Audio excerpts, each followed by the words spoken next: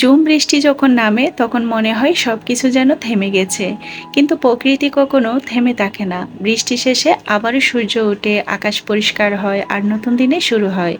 জীবনও ঠিক তেমনই, আজ হয়তো কষ্ট আছে, ব্যর্থতা আছে, কিন্তু এটাই শেষ নয়। ধৈর্য ধরে এগিয়ে চলুন, প্রতিটি জ্বরের পরে শান্তি আসে, প্রতিটি অন্ধকারের পরে আলো আসে।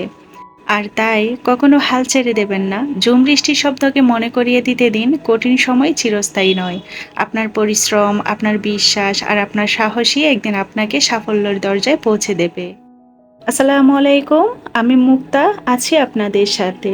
দেশ ও দেশের বাহিরে যে যেখান থেকে ভিডিওটি দেখছেন, আশা করছি সকলে আল্লাহর রহমতে ভালো আছেন। আমিও আলহামদুলিল্লাহ ভালো আছি। আজ ওয়েদার ডিমান্ড রান্না করব, বিপুনা খিচুড়ি রান্না করছি। আপুরা ফুল রেসিপি শেয়ার না করলে অভিমান করেন, তাই পুরোটাই বলে দিব। এখানে 2 কেজি পরিমাণ হবে গরুর মাংস, ফ্রিজের আমি ধুয়ে পানি জড়িয়ে হাঁড়িতে নিয়েছি। এর মধ্যে 1.5 কাপ পেঁয়াজ কুচি দিয়েছি, পেঁয়াজ কুচিটা কম বেশি দেওয়া যাবে। 2 টেবিল চামচ করে করে আদা রসুন বাটা, কিছু আস্ত গরম মশলা দিয়েছি, আমি ভিডিওতে দেখিয়ে দিয়েছি।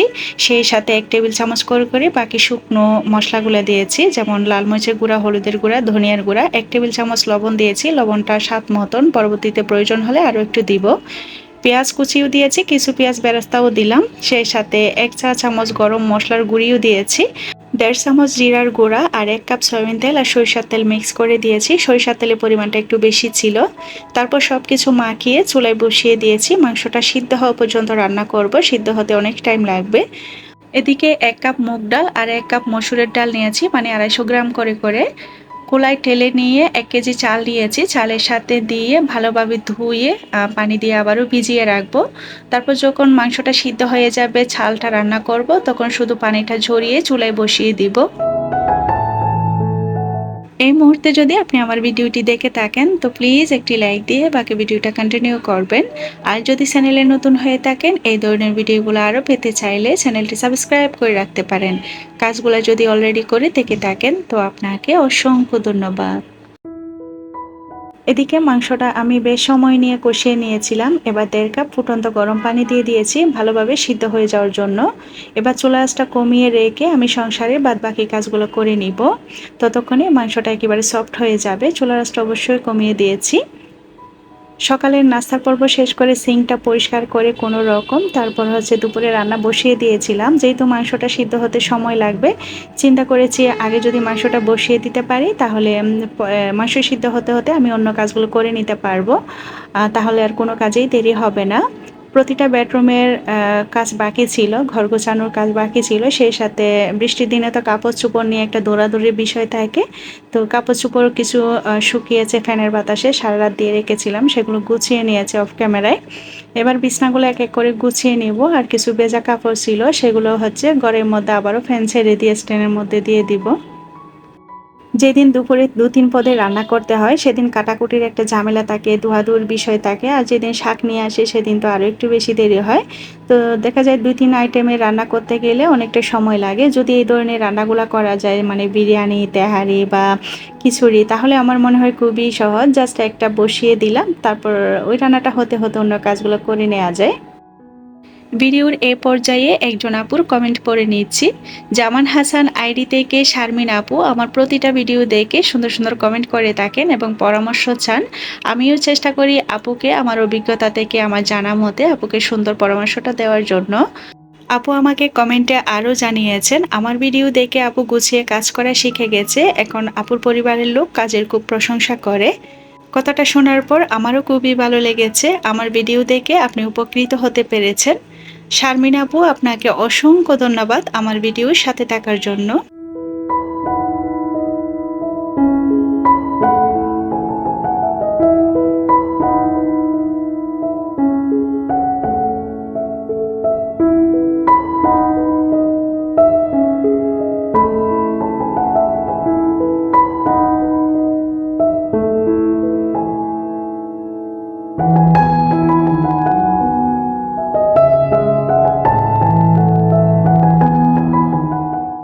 এক এক করে পুরো ঘর গুছিয়ে নিলাম, ফাঁকে ফাঁকে আবার খিচুড়ির মাংসটাও চেক করে আসলাম, নিচে আবার লেগে যাচ্ছে কিনা, প্রপার সিদ্ধ হয়েছে কিনা। তো দেখলাম মাংসটা আরও কিছু সময় রান্না করতে হবে। চিন্তা করলাম ওই সময়ে ঘরের আরও একটা কাজ বাকি আছে, সেটা করে আসি। প্রতিদিন গ্লাস ক্লিন করা বা আয়না ক্লিন করা, ফ্রিজের ডোর পরিষ্কার করা, টিভির গ্লাসটা ক্লিন করা, এটা আমার রেগুলার একটা কাজের মধ্যে পড়ে। তো অনেক সময় সন্ধ্যাবেলায় কাজটা করি, অনেক সময় আবার সকালের দিকে সময় থাকলে সেই সময় করে ফেলি। তো একজন আপুর প্রশ্ন ছিল আমি কিভাবে ঘরের আয়নাগুলো পরিষ্কার রাখি বা কী দিয়ে পরিষ্কার করি, তো আপুর জন্য আমি গ্লাস ক্লিনারটা দেখিয়ে দিয়েছি। মূলত এই ক্লিনারটা দিয়ে আমি ঘরের যাবতীয় সব কিছু ক্লিন করে থাকি। আর এভাবে একটু স্প্রে করে দিয়ে পুরনো একটা পত্রিকা বা একটা টিস্যু বা একটা সুতি কাপড়ের সাহায্যে এভাবে একটু মুছে নিলে হয়ে যায়।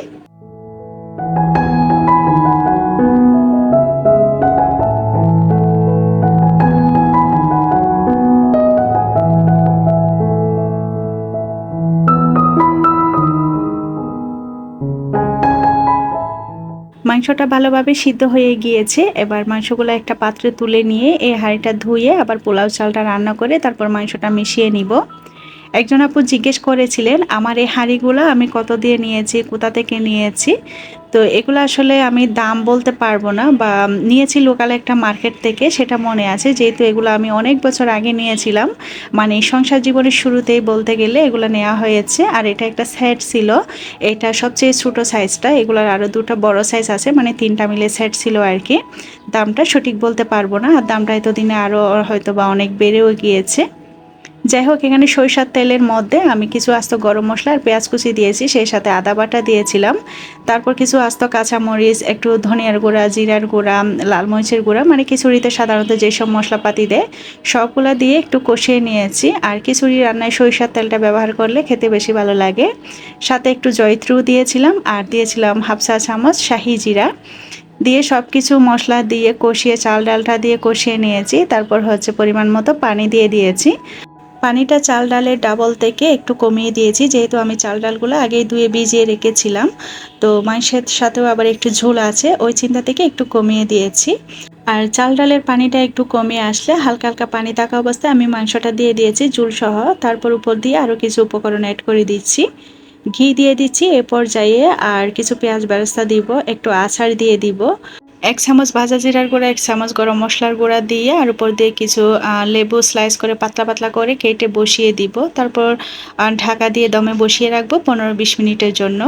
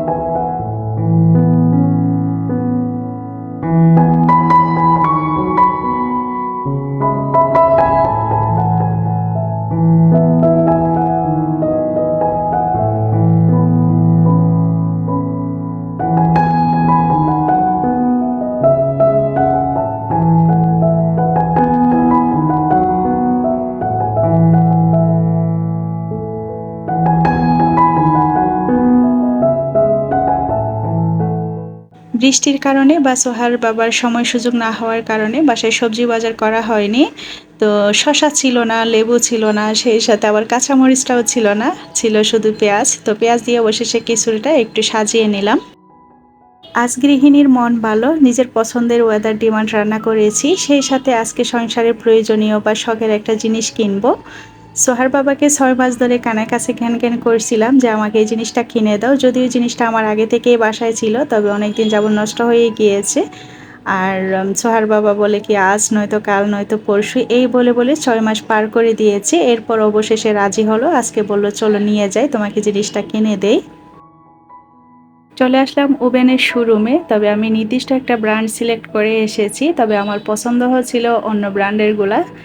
তো ব্র্যান্ডটা ভালো হলে আসলে সৌন্দর্যের বিষয়টা ব্যাপার না, আমার হচ্ছে জিনিসটা টেকসই হতে হবে। আমার বাসায় আগে যে ওভেনটা ছিল আপনারা অনেকেই দেখেছিলেন, ওটা সিঙ্গারের ছিল, খুব ভালো সার্ভিস দিয়েছিল, যদি অনেক বয়স হয়েছে। তবে স্ক্রিন টাচ হওয়ার কারণে টাচটা বারবার নষ্ট হয়ে যেত, অনেক প্যারা দিত, অনেকবার ঠিক করেও নিয়েছি। তাই আর এবার টাচ সিস্টেমের দিকে যাচ্ছি না, এবার একটু পুরনো দিনে ফিরে যাচ্ছি, আমি বাটন সিস্টেমের মধ্যেই নিব। অবশেষে অনেক ঘোরাঘুরি করার পর একটা ওভেন খুব ভালো লেগেছে, ব্র্যান্ডও পছন্দ হয়েছে, সেই সাথে ডিজাইনও পছন্দ হয়েছে, তো সেটাই বাসায় নিয়ে আসলাম।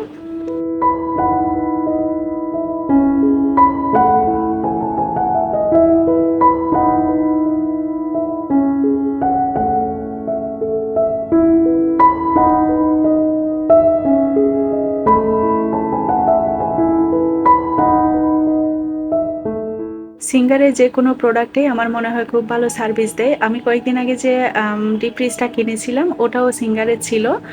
আগের ওভেনটাও সিঙ্গারের ছিল, তো এবারও সিঙ্গারেরটাই নিয়ে আসলাম। তবে আগেরটা 25 লিটারের ছিল, মাইক্রোওয়েভ ওভেন ছিল শুধু। আর এটা হচ্ছে 30 লিটারের। এটা মাইক্রোওয়েভ ওভেন, তবে এটাতে অল পারপাস করা যাবে। সাথে রাহিমা সুলতানা রিতার একটা সহজ রান্নার রেসিপির বইও দেয়া আছে। দেখলাম অনেকগুলা রেসিপি দেয়া আছে সহজভাবে, আর সবগুলা রেসিপি ওভেনের মধ্যে তৈরি করা যাবে। আর আপনারা যদি কেউ ওভেনের দাম জানতে চান, ভিডিওর নিচে কমেন্ট করলে আমি রিপ্লাইতে বলে দিব।